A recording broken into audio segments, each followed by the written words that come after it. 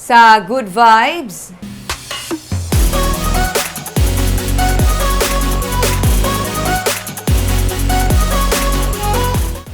huli pero di kulong. Ini ang natabo sa isa ka checkpoint sa Silay City kahapon. Ini ang klases ng checkpoint nga gustuhon sa mga motorista magpadako. May report si Romeo Subado. Kung makakita ka sa mga naka-uniform nga mga pulis ug may signage nga checkpoint, may mga nagapundo kag wala na nagarekta labay. Parehas sa natabo kahapon sa highway sa Silay City sa may McKinley Street sa tabok sang Public Cemetery. Ang katapos ang 1st Negros Occidental Provincial Mobile Force Command nag-set up sang checkpoint. Kutob sa mga nagalabay nga riding in tandem, ginaparahan. Hindi para isuwan sang citation ticket kundi para hagaron sang libre nga pictorial, harana, kag gabot-gabot ko sa diin. Pwede makadaog sang bugas o kun cupcakes.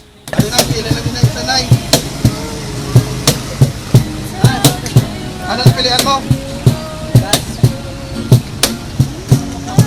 Bugas, ari na cupcake. Tunay. Happy Valentine's Day. Alas mo na. May mga gingkulbaan pa una kay pensar nila, gindakop na sila.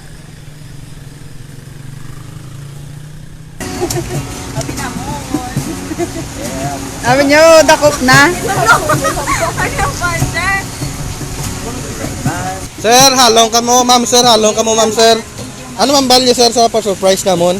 Nakibuti kami. Huli pero di kulong. Sige. Halong ma'am sir. Pagpahigad sa ila, ginabuksan ang likod sa salakyan ko sa diin. May naka-ready nga backdrop kag may mga flowers, balloons kag teddy bear. Pati ang mga naganilabay, wala makaluwas. Naimbitaran man sa ilang setup, parehas na lamang sang sini nga mag-amay. Magkasama na challenge. Sige ma'am. Sige, thank you, man. Sitya lang mo kay kaulan. Sige, Gani. kamayong tay. Ini pamaagi sa mga pulis sa pagtamyaw sa mga motorista sang Happy Valentine's Day.